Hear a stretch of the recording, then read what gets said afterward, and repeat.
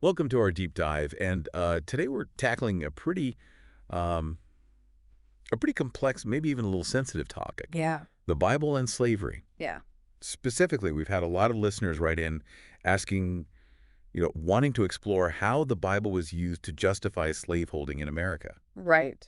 which is a really interesting and, like I was said, potentially kind of sensitive topic. Absolutely. So we've got some great source material for this one. Yeah. We're going to be looking at some excerpts from the King James Version of the Bible, the American Standard Version. Okay.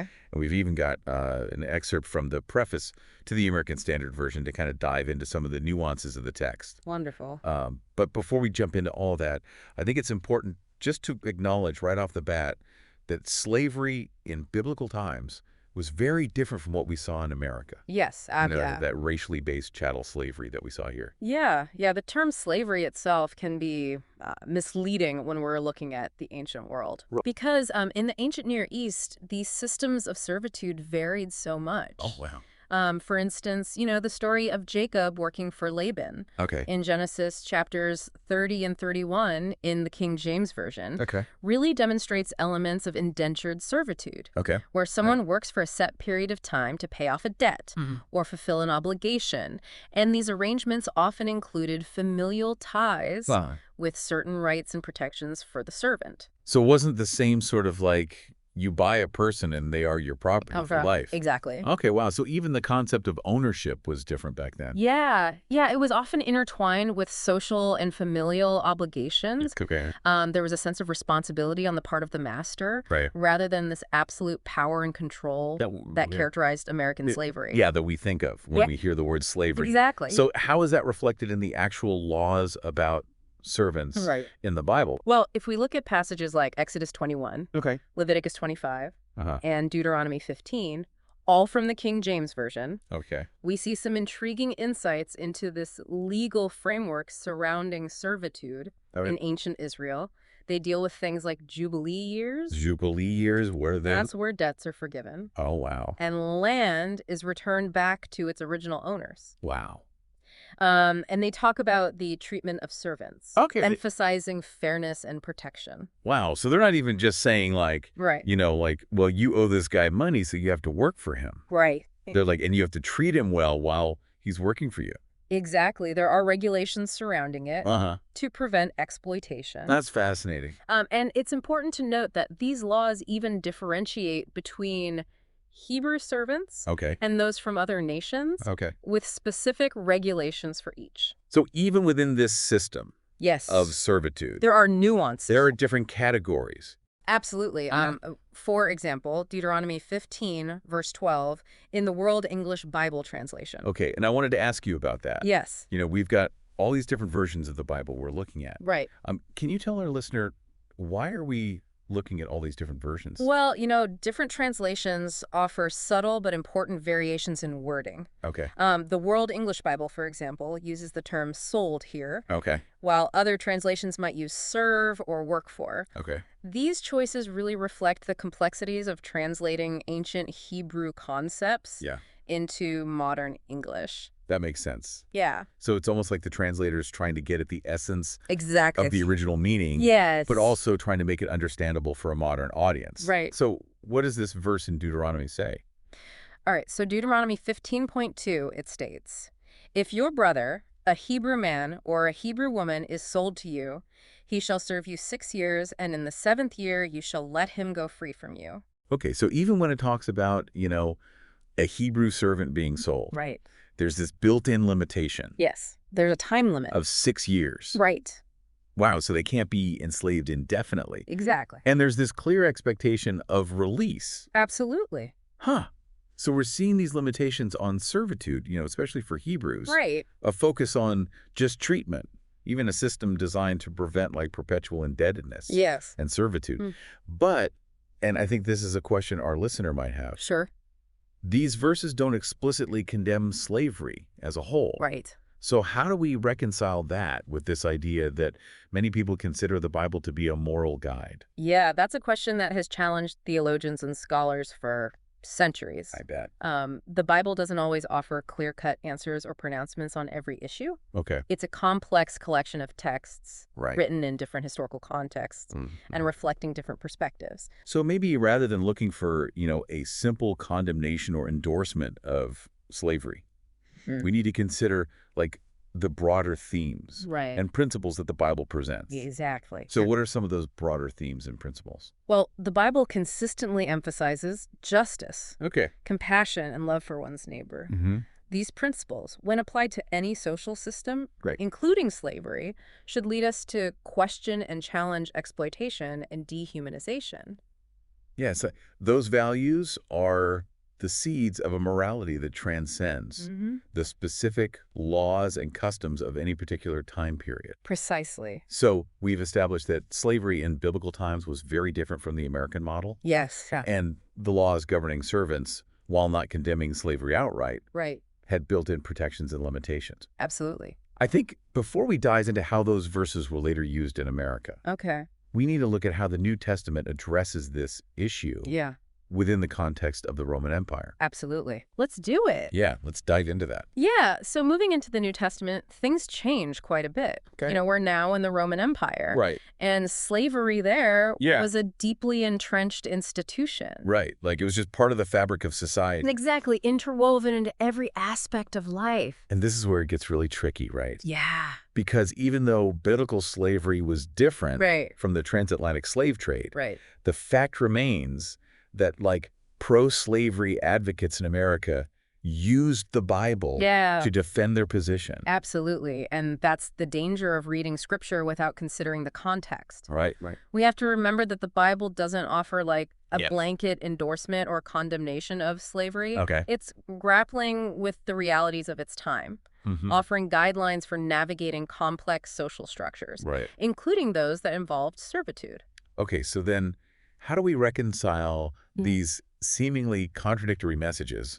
Like on the one hand, we have these laws in the Old Testament that regulate servitude, Right. even provide mechanisms for release. Right. And then on the other hand, we have this horrific chapter in American history Yeah. where the Bible was used to justify enslaving millions. Right. It's a tension that continues to challenge They did. biblical scholars and theologians. Yeah. Some argue that the Bible's silence on the absolute immorality of slavery Okay. is a moral failing. Okay. Others point to those broader themes of justice and compassion, Right. dignity that run throughout Scripture, Mhm. arguing that those principles ultimately challenge the very foundation of slavery. It's almost like asking whether the Bible condones slavery is the wrong question. Maybe the better question is, how do we understand the Bible's teachings Right. on human dignity and responsibility and justice Right. in light of the fact that slavery existed in the societies where these texts were written? Exactly. It's a question that demands careful consideration of the historical context, the nuances of translation, Okay. and the overarching ethical framework that the Bible presents. Right, and it's a question that early Christians had to grapple with as well Absolutely. as they navigated their faith within the Roman Empire. Yes. So let's dive into some of those New Testament passages. Okay. We've got Ephesians 6.5 to 8 and 1 Timothy 6.1 to 2, Right. both in the World English Bible Translation. Okay. And these passages are often at the center of this whole debate about the Bible and slavery. Yes, they are. So why don't we start with Ephesians 6.5 to 8. All right. It says, "Servants, be obedient to those who are your masters according to the flesh, with fear and trembling, in singleness of your heart, as to Christ, not with eye service as men pleasers, but as servants of Christ, doing the will of God from the heart, with good will doing service as to the Lord, and not to men, knowing that whatever good thing each one does, the same he will receive back from the Lord, whether he is a bondservant or free." Okay, so on the surface, this passage appears to advocate for unquestioning obedience from slaves. Right, right. But it's so important to remember Okay. that these words were addressed to a community where many Christians were themselves slaves, Oh, wow. living within a system they couldn't easily change. So it's not like they had the power to overthrow the Roman Empire. Exactly. So this is more about providing guidance on how to live a faithful life within that difficult reality. So it's not endorsing the system itself. Right. It's about navigating it Okay. in a way that honors God. So it's about like finding dignity and Yes. purpose even when you're being oppressed. Exactly. And that's something we see throughout the Bible, right? Yes. This idea that true freedom is found in spiritual liberation, not necessarily like in changing your social status. Right. The Bible offers this vision of a kingdom Okay. that transcends earthly hierarchies and systems of power. So it's saying there's something bigger than all of this. Exactly. Okay. A kingdom where all are equal in the eyes of God.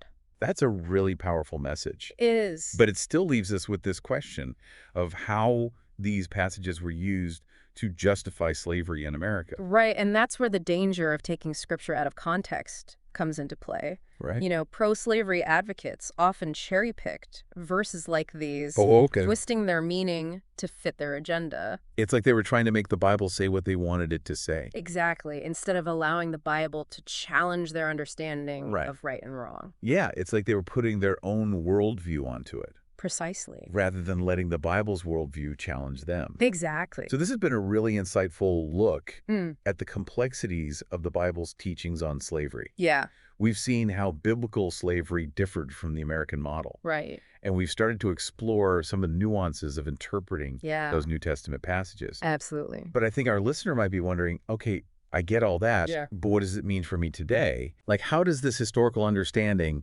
impact my view of the Bible Yeah. and its relevance to contemporary issues? Those are excellent questions. Yeah. And they really get to the heart of why this deep dive is so important. Okay. You know, understanding the historical context doesn't erase the moral dilemmas or the pain of the past, Right. but it can equip us to engage with the Bible in a more nuanced and responsible way. So it's like we're learning to read the Bible with new eyes, recognizing those complexities and challenges of applying ancient texts to modern problems. That's it, precisely. And I think that's a key takeaway for our listener. Okay. The Bible isn't a simple rule book. It's Yeah. this rich tapestry of stories, laws, poetry, prophecy, Mm. all woven together within a specific historical and cultural context. Okay. And engaging with it thoughtfully requires us to acknowledge that complexity Yeah. and approach it with humility and a willingness to wrestle with difficult questions. This has been a really challenging conversation, It has. but a necessary one. Absolutely. You know, we've had to confront some uncomfortable truths Yeah. and rethink our assumptions about the Bible and its role in shaping our understanding of justice Right. and equality. And on that note, why don't we take a quick break Okay. just to let all of that sink in? That's good. And we'll be back in a moment to wrap things up. Okay, so we're back. And I think it's safe to say that, you know, this whole conversation about the Bible and slavery is just really complicated. Oh, it is. There are so many layers to unpack. Yeah, like we've seen how biblical slavery was different Right. from the transatlantic slave trade, and we've explored, you know, some of those New Testament passages that talk about slaves and masters, Right. but there's still so much to consider. Absolutely. It's a conversation that requires nuance and careful attention to the historical context. Right. And speaking of those New Testament passages, Yeah. we left off talking about that one from Ephesians. Okay. And we have another passage from 1 Timothy in our source material, Right. chapter 6, verses 1 and 2. Okay. And it seems to kind of add another layer to this whole conversation It does. about how early Christians dealt with slavery in the Roman Empire. So what does this passage in 1 Timothy say? Okay, so 1 Timothy 6.1-2 from the World English Bible says, "Let as many as are servants under the yoke count their own masters worthy of all honor, that the name of God and his doctrine not be blasphemed. Those who have believing masters, let them not despise them because they are brothers, but rather let them serve them, because those who partake of the benefit are believing and beloved. Teach and exhort these things." Wow. Okay, so this one specifically talks about those who are servants under the yoke. Right. And it calls for them to honor their masters. Yeah. Especially their masters are also Christian. Yes, it adds a whole other dimension to the conversation. Right. Like this feels even more complicated than the passage from Ephesians. Yeah, it does. But again, context is key. Okay, so remind me, what was the context here? Well, remember, the early Christian community was made up of people from all walks of life. True. Some were slaves, some were slave owners. So this passage seems to be addressing those dynamics within the community. So it's almost like it's about keeping the peace. In a sense, yes. Okay. It's about emphasizing unity and respect, even amidst these vast differences in social standing. So maybe it's not necessarily about endorsing slavery, Right. but about, you know, encouraging harmony Exactly. and mutual respect within the Christian community. Yes, even when those relationships are shaped by the existing social hierarchy. So it's about striving to live out those Christian values, Absolutely. even within a flawed system. Precisely. Okay. Yeah, that makes sense. And again, we see the potential for misinterpretation here. Right, like if we just read this verse on its own, Exactly. it could be used to justify some pretty awful things. Yeah, that's why understanding the historical and social context is so crucial. And that brings us back to the preface of the American Standard Version. Yes, it does, because it really highlights those challenges of translating ancient texts. Right. It reminds us that there are always choices to be made, Okay. interpretations to be considered. So even the version of the Bible we're reading can influence how we understand these issues. Absolutely. And it underscores the need for humility and careful consideration when approaching these texts. Right, especially when they deal with something as sensitive as slavery. Exactly. Well, we've covered a lot of ground today. We have. We've seen how biblical slavery differed from the transatlantic slave trade. Right. We've explored, those New Testament passages about slaves and masters. Yeah. And we've talked about those challenges of translating and interpreting these ancient texts. We have. So what would you say are some key takeaways from all of this? Well, I think the biggest takeaway is that the Bible was written in a specific historical and cultural context. Right. And we can't just take verses out of context and apply them to our own time. Okay. It takes careful consideration, Yeah. thoughtful interpretation, a willingness to engage with the complexities of the text. It's like we've been on this archaeological dig, I love that analogy. carefully excavating all these layers of meaning, historical context to really understand these ancient texts. Yes, and that process of discovery is ongoing. Right. We're always learning. Always. Well, this has been a really challenging deep dive, It has. but I think it's been a really important one. Absolutely. And I hope our listener feels empowered to continue exploring these issues. Yes. It's a journey that requires, both intellectual rigor and a deep sense of compassion. I agree completely. So as you continue your own exploration of the Bible Yeah. and its teachings on slavery, Yeah. just remember that understanding the historical context Right. is only the beginning. Yes, it's the foundation. The real work is in wrestling with those timeless questions of justice and equality and human dignity. Beautiful said. And those are questions that every generation has to grapple with, using the wisdom of the past to illuminate the challenges of the present. Right, and to hopefully create a more hopeful future. That's the goal.